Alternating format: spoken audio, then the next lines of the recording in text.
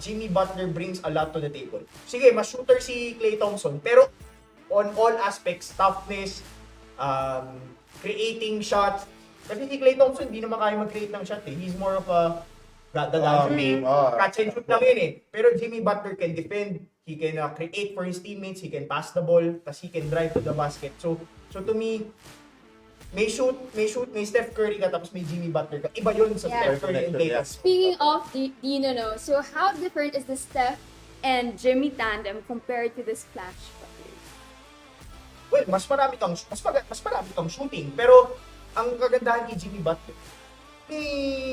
marami siyang binibigay sa'yo na hindi nabibigay ni Klay Thompson. Ang sa akin is,